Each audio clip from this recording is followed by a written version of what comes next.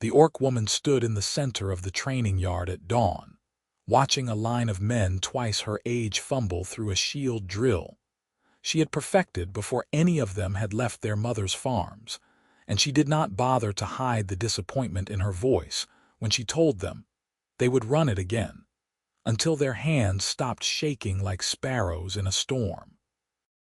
Her name was Crenna Elvidge, and she had trained soldiers for 8 years at the Harrow Ridge garrison without once receiving a copper more than a stable hand's wage, without once wearing a uniform that bore anything but the gray tunic of auxiliary staff, without once standing in formation as anything other than a shadow the officers pretended not to see when the regional inspectors rode through.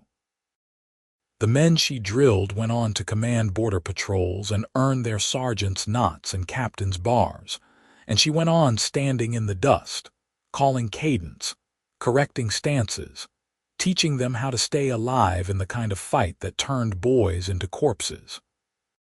She had green skin that caught the early light like new leaves, small tusks that pressed against her lower lip when she frowned, pointed ears that caught every muttered complaint from the back rank, and a build that was lean and strong in the way of someone who had spent years doing work that mattered without ever being thanked for it. The garrison commander, a florid man named Oric who wore his rank like a borrowed coat, paid her a pittance because the law said he could, because the army regulations made no provision for orc instructors to hold rank, because she was good enough that he could not afford to lose her and desperate enough that she could not afford to leave. It was a trap built of paperwork and prejudice, and Crenna had lived in it so long she had stopped imagining the door might open. Then one morning in early autumn, a man walked through the garrison gates with discharge papers in his pocket and enlistment forms in his hand, and he signed his name as a recruit, even though anyone with eyes could see he moved like someone who had worn rank long enough to forget he was wearing it. His name was Finn Xander, and he was broad-shouldered and square-jawed in the way that made other men step aside in taverns, with dark hair going gray at the temples, and a scar that ran from his collarbone to somewhere beneath his shirt. He joined the morning formation with the other new recruits, boys mostly, farm boys and village boys who had never held a sword for longer than it took to pose with their father's old blade. And when Crenna walked down the line to inspect them, Finn Xander met her eyes and brought his fist to his chest in a perfect military salute, the kind that took years to learn and a lifetime to mean. She stopped. The other recruits shuffled and stared. Finn held the salute until she nodded, and only then did he lower his hand. "You have served," Crenna said. It was not a question. "Yes, instructor," Finn said. "Then you know recruits do not salute staff." "I know soldiers salute their superiors," Finn said. "Instructor." The silence that followed was the kind that made even the wind hold still. Crenna felt something crack open in her chest, something she had sealed away so long ago she had forgotten it was there, and she turned away before he could see her face and continued down the line as though nothing had happened, as though the world had not just shifted beneath her boots. That night, she lay awake in her narrow bunk in the staff quarters, which were not truly staff quarters, but a storage room that Oric had emptied when he hired her. And she thought about the way Finn Xander had looked at her, not with pity or condescension or the careful blankness most soldiers wore when they had to take orders from an orc, but with the plain respect of someone who recognized skill when he saw it. She thought about the salute, about the deliberateness of it, about the fact that he had enlisted as a recruit, when he clearly had no business standing in a training line. She thought about it until her thoughts wore grooves in her mind, and when dawn came she rose and dressed and walked out to the yard already knowing that something had changed, that she had changed, and that she was falling into something she had no map for. Finn saluted her every morning. He did it in formation, where everyone could see. He did it with his shoulders back and his eyes steady, and he did it as though it were the most natural thing in the world, as though the regulations that said she had no rank were nothing but bad weather to be endured. The other recruits noticed. The officers noticed. Auric noticed, and his face went red as a boiled ham, but he could not punish a man for saluting an instructor without admitting that the instructor deserved a salute. And so he said nothing and seethed in his office and made a note to get rid of Finn Xander as soon as he could invent a reason. Crenna tried to ignore it. She ran the drills and taught the formations and corrected the grips and stances, and she did not let herself think about the way her heart kicked against her ribs every time Finn's fist touched his chest. She had survived 8 years by keeping her head down and her expectations lower, and she was not going to let one stubborn human undo all that careful numbness. But the recruits started saluting her too. Not all of them, not at first, but a few of the braver ones, the ones who had been watching Finn and wondering, and then a few more, until half the morning formation was saluting, and the other half was staring at their boots and pretending not to see. It spread like a fever. Even some of the junior officers, the ones who had trained under Crenna and owed their lives to her lessons, started nodding to her in the corridors, started calling her instructor with a weight that sounded almost like rank. Auric called her into his office on a cold morning 2 weeks after Finn had arrived. The office smelled like old sweat and older wine, and Auric sat behind his desk with his fingers steepled and his expression arranged into something he probably thought looked authoritative. "You will tell the recruits to stop saluting you," Auric said. Crenna stood at attention, because even without rank she knew how to stand, and said, "I have not told them to salute me, Commander, but you have not told them to stop. I cannot countermand a gesture the regulations do not address." Auric's jaw worked. "You are creating disorder. You are undermining the chain of command." "I am teaching the recruits how to fight," Crenna said, "the same as I have done for 8 years. "The same as you have done for a pittance," Auric said, and his smile was thin and ugly, "because that is what you are worth. A pittance. You are not a soldier, Elvidge. You are a hired hand who happens to know which end of a sword cuts. Do not forget it." Crenna felt the words land like stones, but she did not flinch, did not let him see that they had weight. She had heard worse. She had survived worse. She said, "Will that be all, Commander?" "Yes," Auric said. "Dismissed." She walked out of the office and back into the yard, and she found Finn Xander running sword drills with a practice blade, his movements clean and economical. And she knew without asking that he had been a captain or a major or something even higher, someone who had commanded men and earned their loyalty, and that he had given it all up to stand in her line and salute. She waited until the drills were finished, until the other recruits had gone to the mess hall, and then she walked over to where Finn was cleaning his blade and said, "Why are you here?" Finn looked up.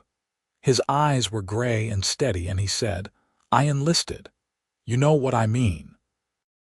He set the blade down and straightened, and for a moment he looked tired, older than his years, and then he said, "I was an officer, a major. I served at the Greystone garrison for 15 years. There was a commander there who liked to skim supplies, who liked to pocket the pay meant for his men, who liked to blame his failings on the soldiers who had no power to fight back. I stood up for one of my men when the commander tried to pin a missing shipment on him. The commander had friends in the regional command. I was discharged for insubordination." Crenna felt something tighten in her chest. "So you enlisted here?" "I enlisted here because I wanted to start over," Finn said. "I wanted to see if I could still be a soldier without the rank, without the privileges. I wanted to see if I still believed in what the army is supposed to be, even when it is not." He paused, and then he said, "And I enlisted here because I heard there was an orc woman at Harrow Ridge who trained soldiers better than any officer in the territory, and who was paid less than a cook's assistant. I wanted to see if that was true. It is. So you salute me, Crenna said.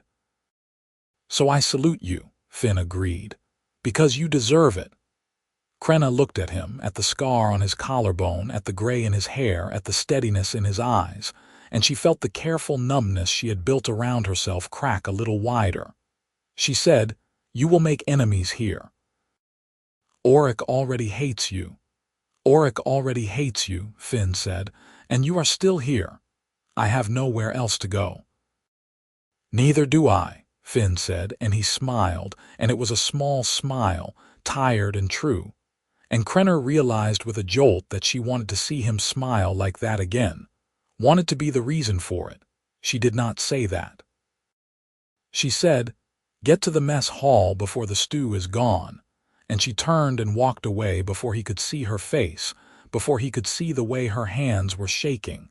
The days passed. The weather turned colder.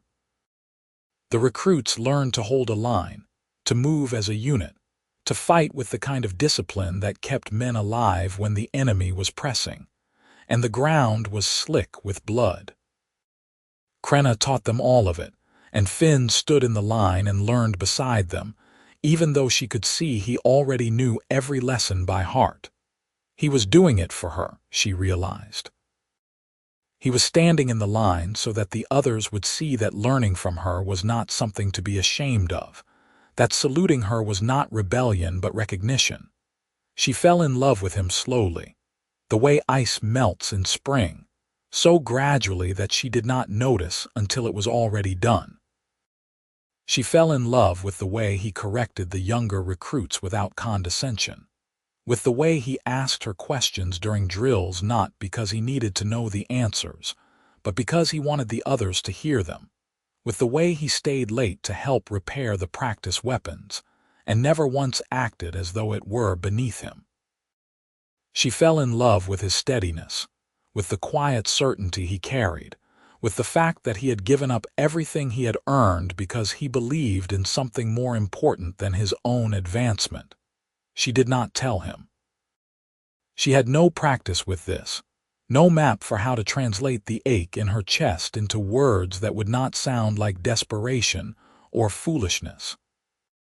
She was an orc woman in a human army, paid in scraps and ignored by the men who owed her their lives, and he was a decorated veteran who had chosen to throw away his career for a principle. She could not imagine that he saw her as anything other than a cause, a symbol, a convenient way to prove a point. But he sought her out in the evenings, after the drills were done and the recruits had scattered, and he talked to her about his time at Greystone, about the men he had served with, about the commander who had destroyed his career, and the soldier he had tried to protect. He talked to her as though she were a friend, as though her opinion mattered, and she found herself talking back, telling him about the years she had spent at Harrow Ridge, about the officers who had taken credit for her work, about the way Auric hoarded her talent and paid her in insults. "You should have rank," Finn said one evening. They were sitting on the steps of the armory, watching the sun set over the hills. "You should have a commission. You are better than half the officers in this garrison." "The regulations do not allow it," Crenna said. "The regulations are wrong." "The regulations are the regulations." Finn looked at her and his expression was serious, almost fierce. "The regulations said I could not defend my man without losing my rank. I chose the man. I would choose him again. The regulations are not holy writ, Crenna. They are words written by people, and people make mistakes." Crenna felt her throat tighten. No one had ever said her name like that, like it mattered, like it belonged to someone worth defending. She said, "What would you have me do? Petition the regional command. They will laugh at me, or worse." "Then we make them listen," Finn said. "You are not alone in this. The recruits respect you. Some of the officers respect you. I respect you. We can organize a petition, a formal request for your commission. If enough soldiers sign it, the regional command will have to pay attention. Auric will never allow it. Oric does not have to allow it, Finn said. We go over his head. Crenna stared at him. The idea was wild, dangerous, the kind of thing that could get them both expelled or worse. It was also the first time in 8 years that anyone had suggested she deserved more than the scraps she was given. She said, "You would do this, risk your position here after everything you have already lost." "I did not lose anything that mattered," Finn said quietly. "I lost rank. I lost pay. I did not lose the part of me that knows right from wrong. And this is wrong, Crenna. You know it is." She did know. She had always known. But knowing and acting were different things, and she had spent so long surviving that she had forgotten how to fight.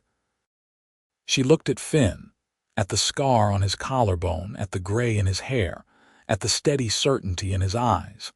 And she thought about the way he saluted her every morning, about the way he had enlisted as a recruit just to stand in her line, about the way he talked to her as though she were someone worth listening to. She thought about all of it, and she felt the careful numbness crack open completely, and she said, "All right, we will try." Finn smiled, and it was the smile she had wanted to see again, tired and true and full of something that looked almost like hope. They started quietly. Finn talked to the recruits, to the ones who had been saluting Crenna, to the ones who had trained under her and survived their first skirmishes because of her lessons. He talked to the junior officers, the ones who remembered being recruits themselves, who remembered the way Crenna had corrected their stances and taught them to hold a shield wall and drilled them until their muscles screamed, and their minds were too tired to be afraid.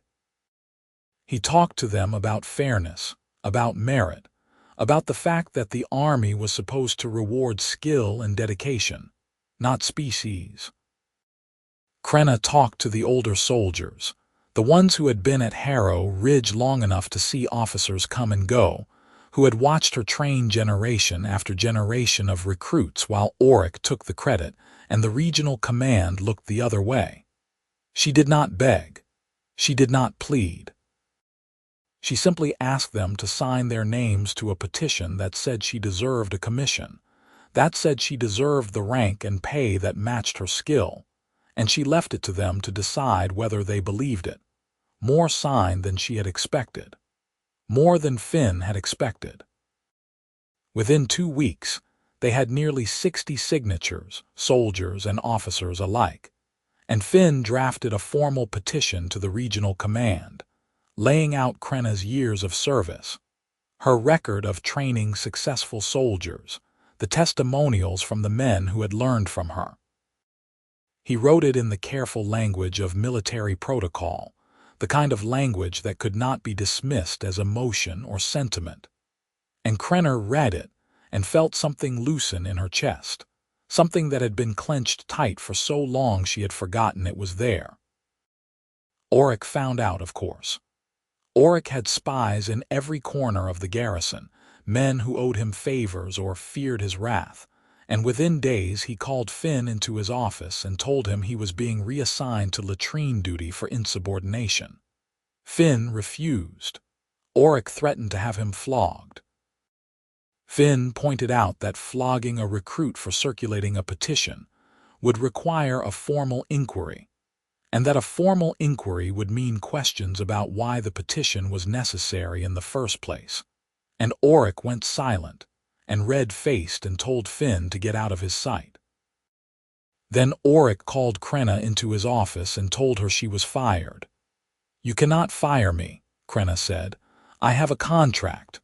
"Your contract is void if you undermine the garrison's discipline," Oric said. "You have been inciting the recruits to insubordination. You have been conspiring to subvert the chain of command. You are done here, Elvidge. Pack your things and leave by morning." Crenna stood very still. She had expected this, had known it was coming, but the reality of it still hit like a blow. She said, "The petition has already been sent to the regional command." "Then the regional command will read it and laugh and throw it in the fire," Oric said. And you will be gone, and this garrison will go back to the way it was, and no one will remember you were here." "They will remember," Crenna said quietly. "The soldiers will remember. The recruits will remember. You cannot erase 8 years of work by dismissing me." "Watch me," Outranked said. Crenna left the office and walked back to her bunk, and she sat down on the narrow cot and stared at the wall and tried to breathe through the rage and the grief that were clawing at her throat. She had known this was a risk. She had known Outranked would retaliate. But knowing and experiencing were different things, and she felt as though she had been gutted, as though everything she had built here had been torn away in an instant. Finn found her there an hour later. He sat down beside her on the cot, close enough that their shoulders touched, and he did not say anything for a long time. Then he said, "He fired you." "Yes. He is going to try to fire me too, or transfer me, or find some excuse to make my life so miserable I leave on my own." "Yes," Crenna said again. Finn was quiet for a moment, and then he said, "The recruits are talking about refusing to train unless you are reinstated." Crenna looked at him sharply. "They cannot do that. They will be court-martialed." "They know," Finn said. "They are doing it anyway. They are saying that if the army does not value the person who kept them alive, then the army does not value them either." Crenna felt something twist in her chest, something painful and bright. She said, "They will ruin their careers." "Maybe," Finn said.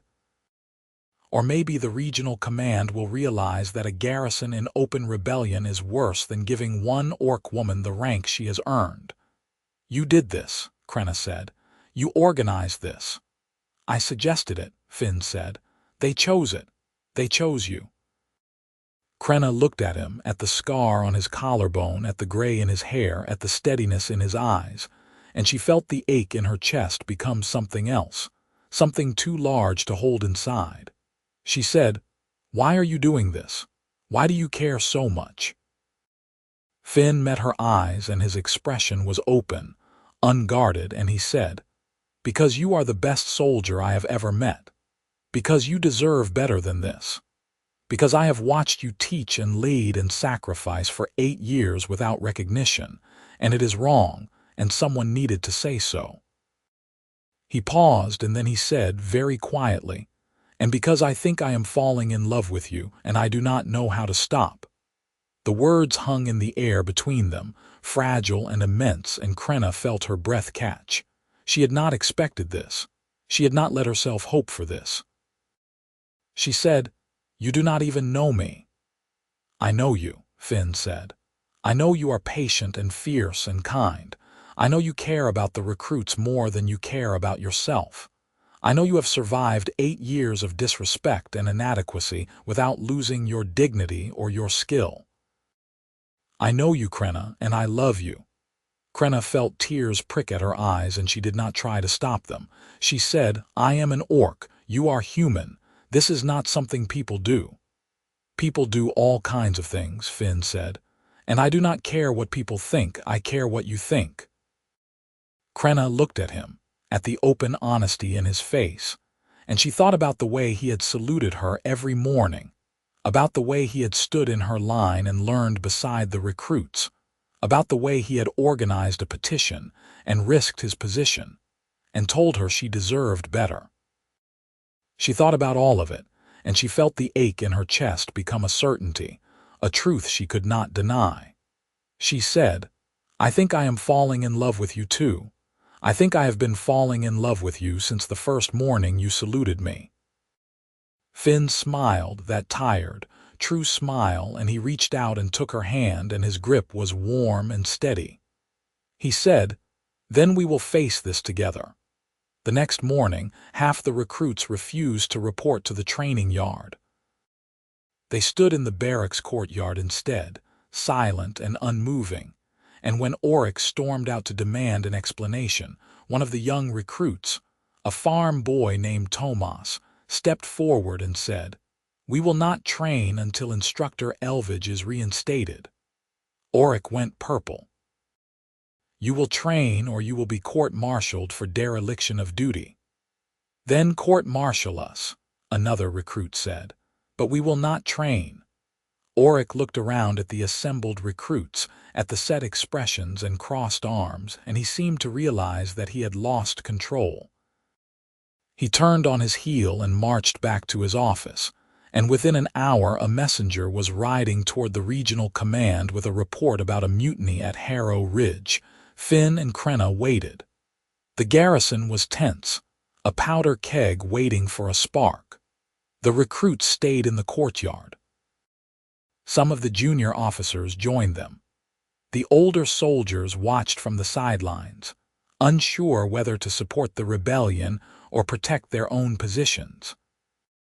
Crenna moved through the garrison like a ghost, neither staff nor soldier, and Finn stayed beside her, his presence a silent reassurance that she was not alone. 3 days later, a rider arrived from the regional command. He was a major, a grizzled man with scars on his hands and a no-nonsense expression, and he called a garrison assembly and read aloud a letter from the commanding general. The letter acknowledged the petition, acknowledged Crenna's years of service, and acknowledged that the regulations had been applied unjustly.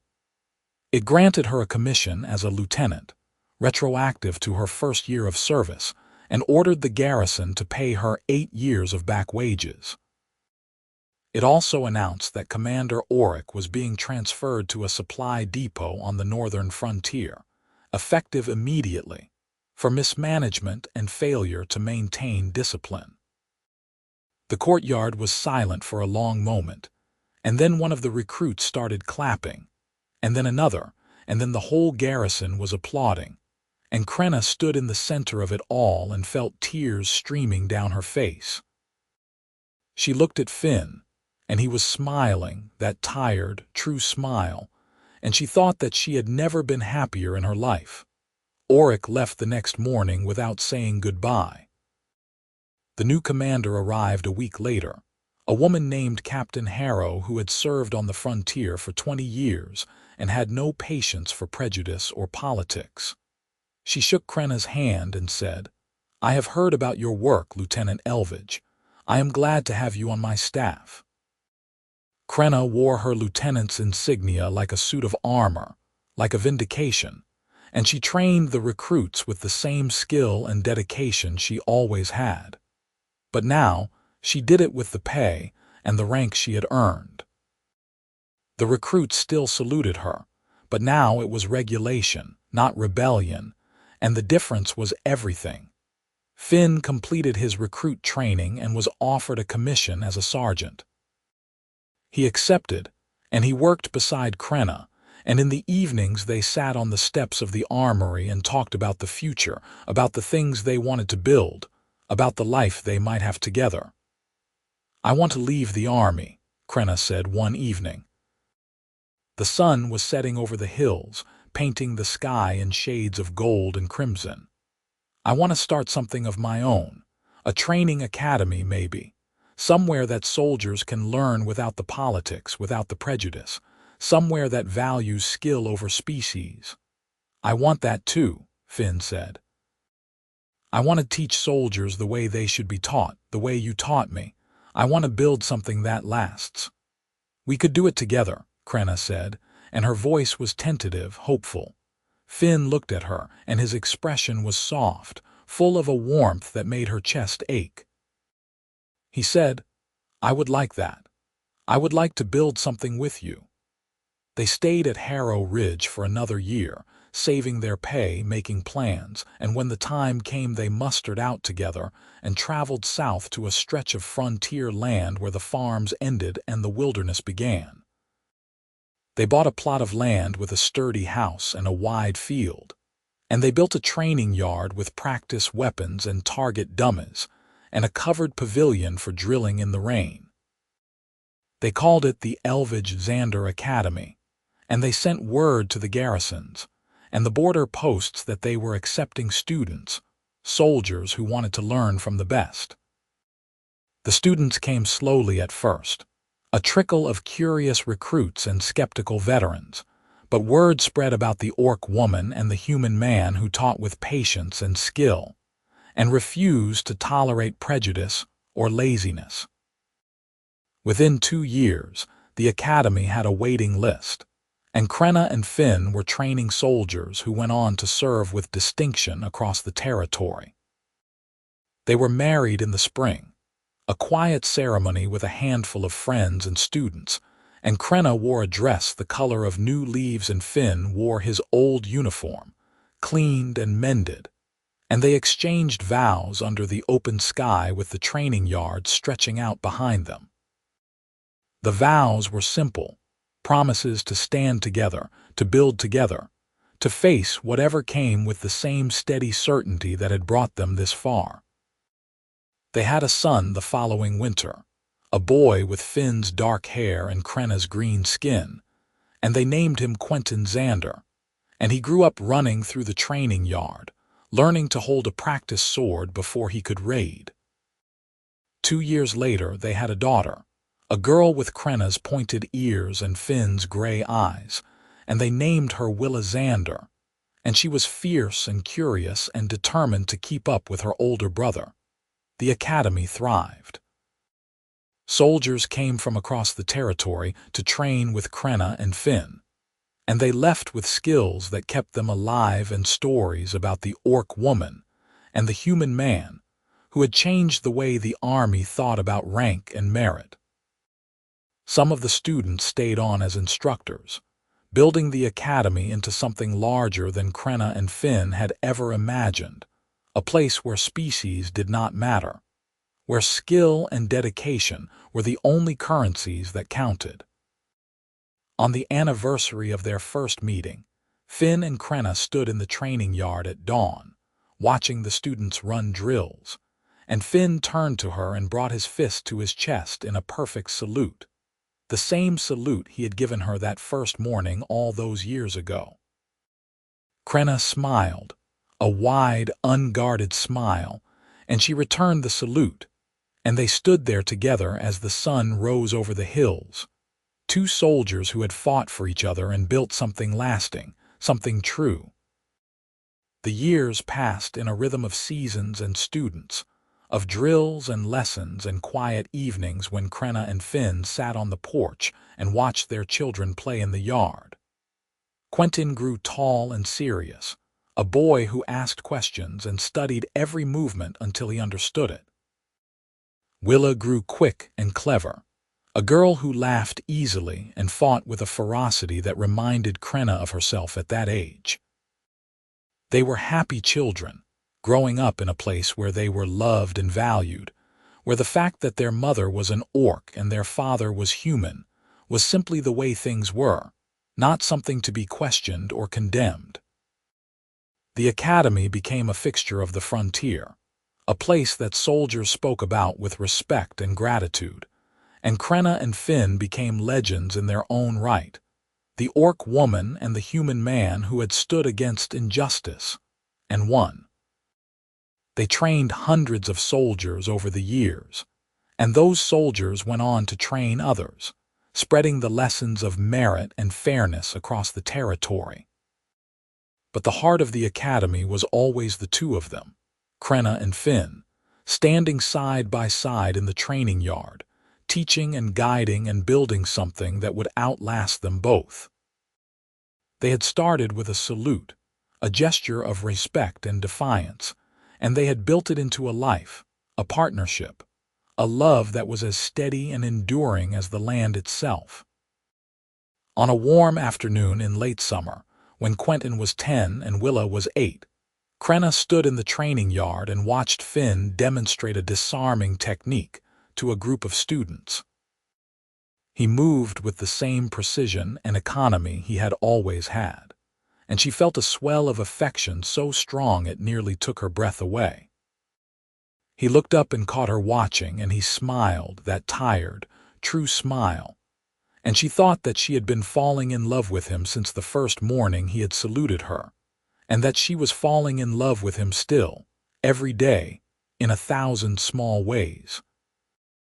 That evening, after the students had gone to their barracks and the children had been tucked into bed, Crenna and Finn sat on the porch and watched the stars come out. The air was warm and smelled of grass and earth, and Finn reached over and took her hand, and his grip was warm and steady, the same as it had always been. "You ever think about Harrow Ridge?" Crenna asked. "Sometimes," Finn said. "I think about the way it was, the way Auric tried to keep you small and invisible. I think about how close we came to losing everything." "But we did not lose," Crenna said. "No," Finn agreed. "We did not lose, we won. We built this." He gestured to the academy, to the training yard, to the house and the land and the life they had made. "We built something good." "We did," Crenna said. And she squeezed his hand, and they sat together in the quiet, two soldiers who had fought for each other and won, who had taken a single salute and turned it into a lifetime. The years continued to unfold, bringing with them the challenges and joys of running an academy, of raising children, of building a life that mattered. Crenna and Finn trained soldiers who went on to become captains and majors and generals. Soldiers who remembered the lessons they had learned at the Elvidge Xander Academy and carried them into the wider world. The academy became known not just for the quality of its training, but for the philosophy that underpinned it, the belief that merit and skill mattered more than species or background, that a soldier's worth was measured by their dedication and their heart. Quentin and Willa grew into young adults who were as skilled with a blade as they were thoughtful and kind. Quentin became an instructor at the academy, teaching with the same patience and precision his parents had taught him. Willa chose a different path, enlisting in the army and rising quickly through the ranks, and she wrote letters home about the soldiers she served with, about the way the lessons she had learned at the academy kept her alive and made her a better leader. Crenna and Finn grew older, their hair turning gray, their movements a little slower, but their partnership as strong as ever. They still stood in the training yard at dawn, still taught the students, still corrected stances and called cadence and drilled the recruits until they moved as one. They still sat on the porch in the evenings, still talked about the future, still held hands and watched the stars come out. On the 20th anniversary of the day they had left Harrow Ridge, the regional command sent a delegation to the academy, a general and several officers who had all trained under Crenna at some point in their careers. The general stood in the training yard and gave a speech about the importance of merit and fairness, about the way the Elvidge Xander Academy had changed the army for the better. And then he presented Crenna and Finn with commendations for their service and their contributions to military training. Crenna accepted the commendation with quiet pride, and Finn stood beside her, his hand on her shoulder, and they listened as the general praised their work and their partnership. The students and instructors applauded, and Quentin and Willa stood at the edge of the crowd, beaming with pride. And Crenna thought that this, all of this, was more than she had ever dared to hope for, when she had stood in the Harrow Ridge training yard all those years ago, underpaid and overlooked and wondering if anyone would ever see her for what she was. The delegation left the next morning, and life at the academy returned to its familiar rhythm. But Crenna carried the commendation with her, a tangible reminder that the work she and Finn had done mattered, that the fight they had fought had been worth it. Years later, when Crenna's hair was more gray than green and Finn's shoulders had begun to stoop, they decided it was time to step back from the day-to-day running of the academy. Quentin had taken over most of the training, and the other instructors were skilled and dedicated, and the academy was in good hands. Crenna and Finn stayed on as advisors, teaching the occasional class, offering guidance when it was needed, but they spent most of their time on the porch, watching the students train, watching their grandchildren, Quentin's twins, play in the yard. One evening, as the sun set over the hills, Finn turned to Crenna and said, "We did it. We built something that will last." "We did," Crenna said, and she leaned against him, feeling the warmth of his body, the steadiness of his presence. "We built something good." "I love you," Finn said, and his voice was soft, full of a tenderness that still made her heart ache after all these years. "I love you too," Crenna said, and she meant it with every fiber of her being, with every beat of her heart. They sat together in the quiet, two soldiers who had fought for each other and built a life that mattered. And as the stars came out one by one, Crenna thought that this was what happiness looked like, this quiet, steady contentment, this knowledge that they had faced the world together and won, that they had turned a single salute into a lifetime of love and partnership and purpose. The academy continued to thrive long after Crenna and Finn had passed the torch to the next generation. It stood as a testament to their vision, to their belief that skill and dedication mattered more than species or background, and soldiers continued to come from across the territory to train there, to learn the lessons that Crenna and Finn had spent their lives teaching.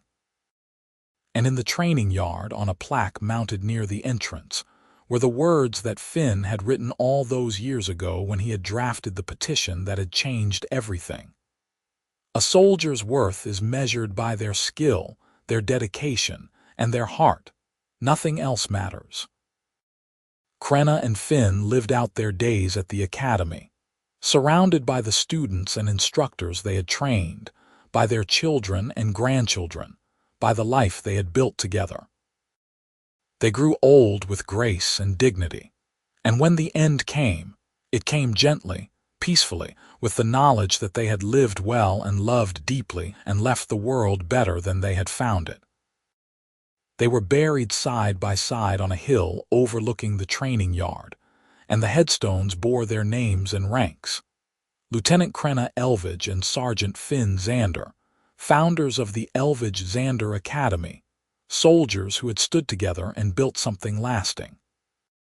And every morning, as the students gathered in the training yard for their drills, they would look up at the hill and remember the orc woman and the human man who had taught them that merit, not species, was what mattered. And they would carry that lesson with them into the wider world, spreading it like seeds on the wind. The academy stood for generations, training soldiers, fostering fairness, and carrying forward the legacy of two people who had loved each other enough to change the world. And that legacy, that love, that partnership, endured long after they were gone, a testament to the power of a single salute, a single gesture of respect and defiance, and the lifetime of dedication and love that had grown from it.